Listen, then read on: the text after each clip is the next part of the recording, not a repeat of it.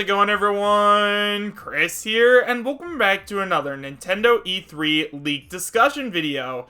In today's video, we are actually going to be taking a look at an extremely interesting new leak, because apparently, all of the information that we are going to be talking about today comes from a credible leaker who actually offers up some proof as to why he is credible. However, guys, as always, and I cannot stress this enough, just because this leaker claims to have credibility, that does not mean that everything on this list is actually going to appear at E3, so make sure you guys take this with a grain of salt and realize that I'm talking about this just for fun.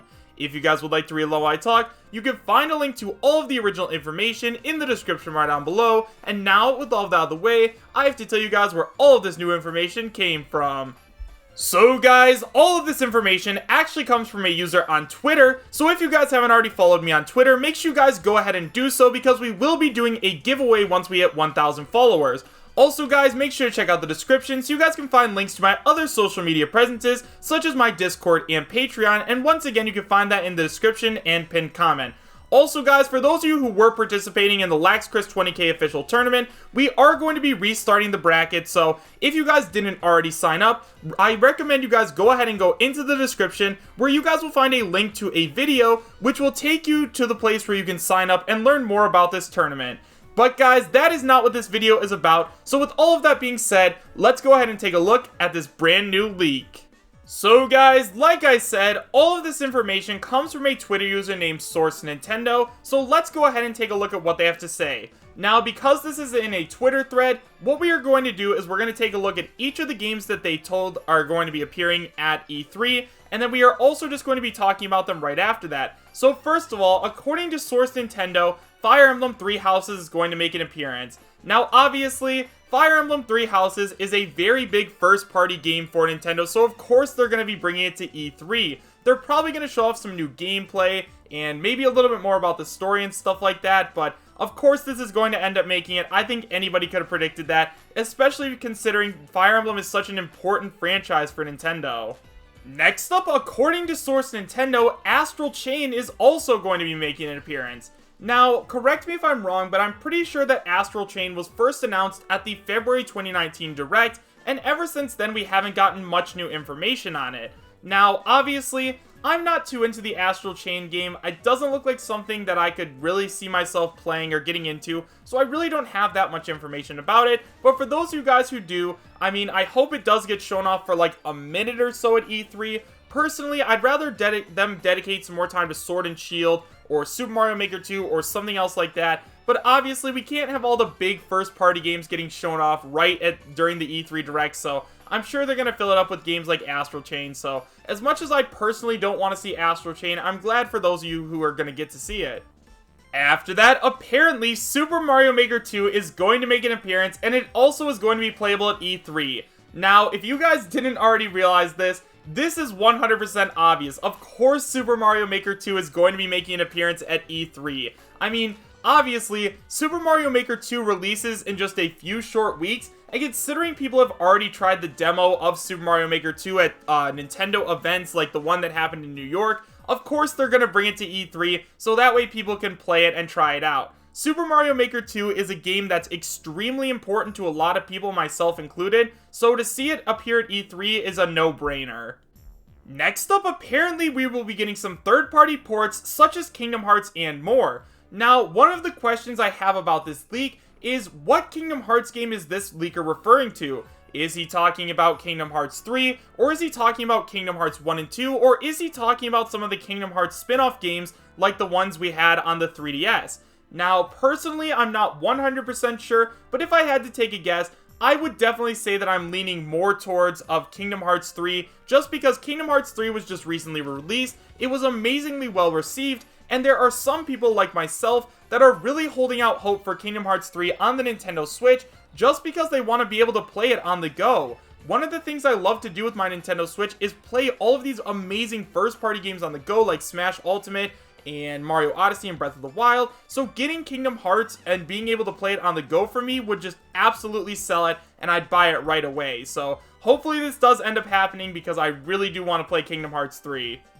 After that, we have the Smash Ultimate reveal. Apparently, Erdrick is going to be coming to the Super Smash Bros. Ultimate Fighter Pass, And I mean, this is something that we have definitely already talked about before. Erdrick does have a very good chance of making it into Super Smash Bros. Ultimate, especially because Dragon Quest Builders, as well as Dragon Quest XI Definitive Edition, are already confirmed to be coming to the Nintendo Switch, so why wouldn't they add a Dragon Quest character into Super Smash Bros. Ultimate? I mean, they are really trying to push Dragon Quest over here in the West right now. Obviously, Dragon Quest is extremely popular over in Japan, and now that they're releasing new games onto the Nintendo Switch in the United States, they are going to want to push these games. And what's the best way to do that? Well, if Roy and Marth have taught us anything, obviously the best way to push a game is to put a character into Super Smash Bros. Ultimate so lots of people get exposed to him. I know personally that if I really enjoy playing as Erdrick in Super Smash Bros. Ultimate, I might pick up a Dragon Quest game, so at this point, I think Erdrick is all but confirmed. After that, we have an extremely obvious pick being Luigi's Mansion 3 making an appearance. Now, in terms of Luigi's Mansion 3, yeah, duh, of course it's going to make an appearance. We haven't gotten any new information on it since it was announced way back in September of 2019, and since it has a 2019 release date, of course we're going to need to see more gameplay or another trailer or something like that to get people hyped up about this game. I mean, it's been like over 6 months since the last time we've heard anything about Luigi's Mansion 3, so if they really want to push this game, they need to remind people that it's actually coming to the Nintendo Switch and show it off at a place as important as E3. Obviously, I think Luigi's Mansion 3 and Animal Crossing are going to be making an appearance, and if they don't, that'd be absolutely crazy. After that, apparently, Erdrick is going to release alongside version 4.0 for Super Smash Bros. Ultimate. Now, obviously, when Nintendo releases new characters for Super Smash Bros. Ultimate, such as with Piranha Plant and Joker, we've always gotten a new version update, so it does look like this is probably going to end up happening. The leaker doesn't specify anything about what's going to be on this, but if I had to take a guess, considering a while ago there was actually some data mined information that said that Home Run Contest was going to be coming to Super Smash Bros. Ultimate, I'd be willing to bet that that's probably what we're going to end up seeing alongside Erdrick in version 4.0.